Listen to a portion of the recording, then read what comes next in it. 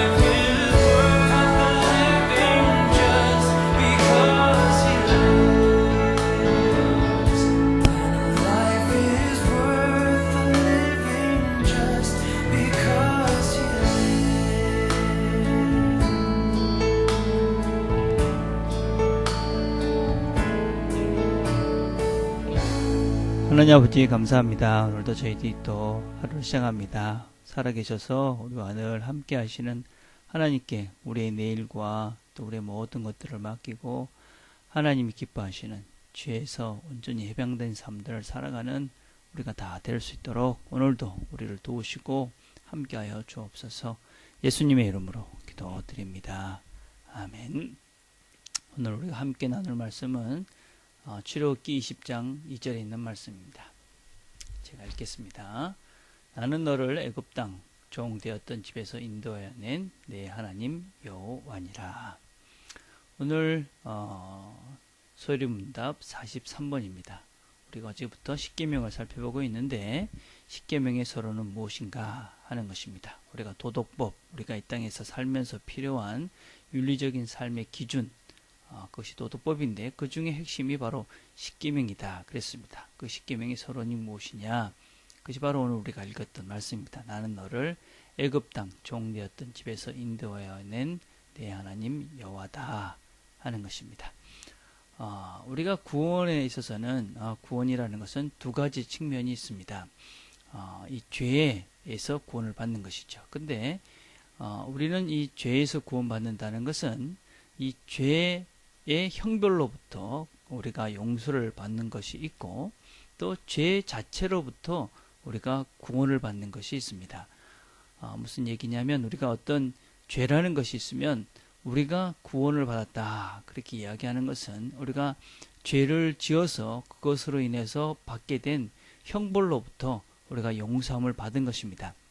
우리 주님께서 우리가 죄를 지었습니다. 그래서 그 죄로 인해서 받아야 될 벌을 대신 짐으로 인해서 더 이상 우리가 그 벌을 받지 않는 존재가 된 것이지요. 그것이 죄의 형벌로부터 구원입니다.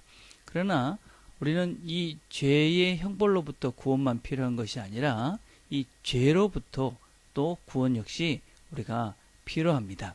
그래서 우리가 이 죄 자체에서 구원을 받고 해방되어야지만이 진정한 이 땅에서 구원받은 백성으로서 진정한 자유함을 누리고 진정한 기쁨을 누릴 수 있기 때문에 우리는 이 죄에서 해방되고 구원받기를 원하고 또 그렇게 살아가야만 합니다. 물론 우리가 완전한 죄에서의 해방은 주님이 다시 오실 때 그때 이루어질 것입니다. 그러나 주님은 우리가 이 땅에 살면서 이 죄의 대가에서 해방을 받은 자로서 죄에서도 해방된 삶을 살기를 이 죄 자체에서도 구원받기를 원하십니다.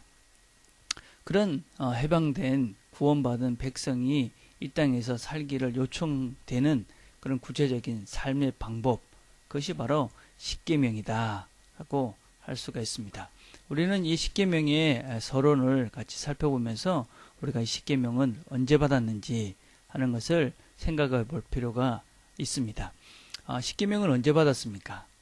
십계명은 우리가 잘 알다시피 이스라엘 백성들이 출애굽한 이후에 시내산에서 십계명을 받았습니다. 그래서 서로는 내가 너희를 애굽에서 인도하였다 이렇게 말씀하는 것입니다.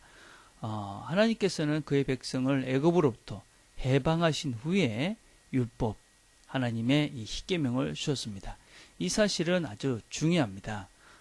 사실 하나님의 율법은 그 이전에도 있었습니다. 하나님의 율법은 이 세상의 시작부터 시작됐다라고 할 수 있습니다. 이 세상의 시작부터 하나님 외에 다른 신을 섬기는 것이 금지됐습니다. 아담과 하와가 낙원에서 뱀의 거짓말을 믿었을 때 그들은 첫째 계명을 어긴 것이지요. 가인은 아벨을 죽였을 때 제6계명을 어겼습니다.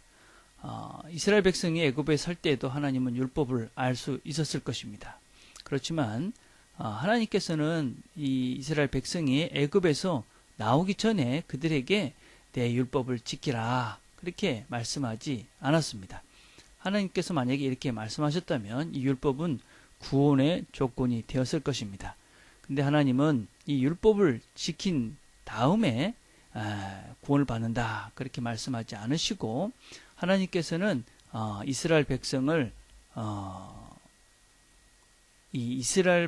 애굽에서 출애굽하시고 난 다음에 이 율법을 주신 것입니다.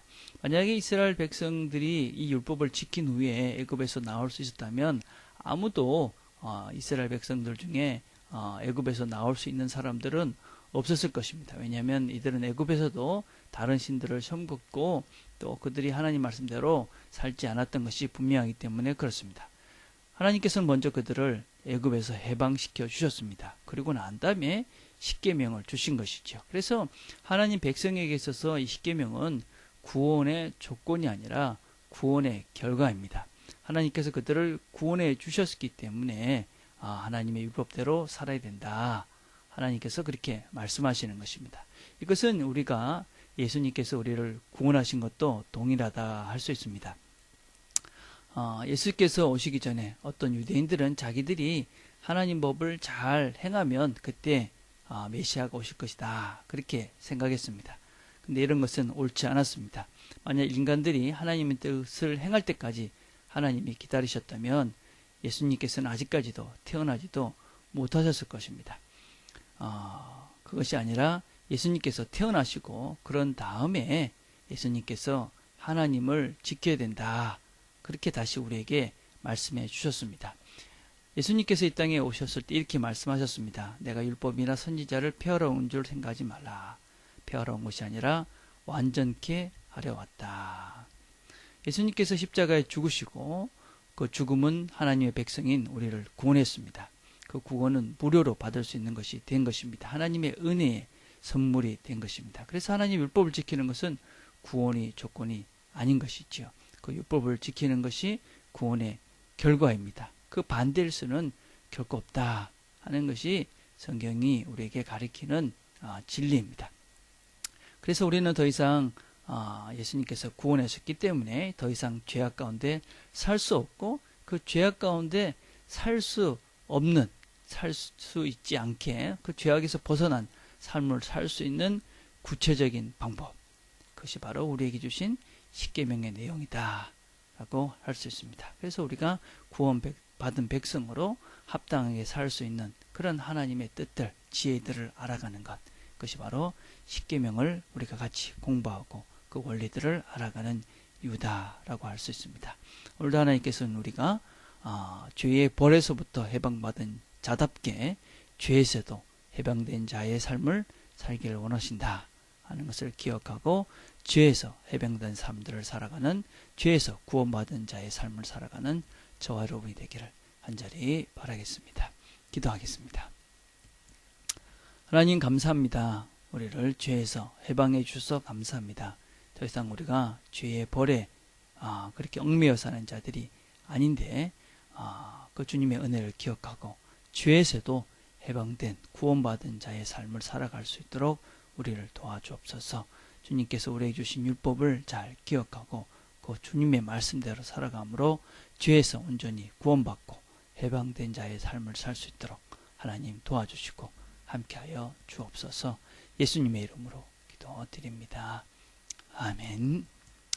우리가 같이 한번 생각해 볼 것은 구원받은 자로서 죄에서 구원받기 위해 내가 지금 구체적으로 무엇을 하고 있는가, 죄 자체에서 구원받기 위해서 애쓰는 것이 무엇이 있는지를 돌아보는 그런 시간들, 그리고 기도하는 가운데 죄에서 벗어나기를 원하시는 하나님의 마음을 조정히 묵상하는 그런 시간들 가졌으면 좋겠습니다.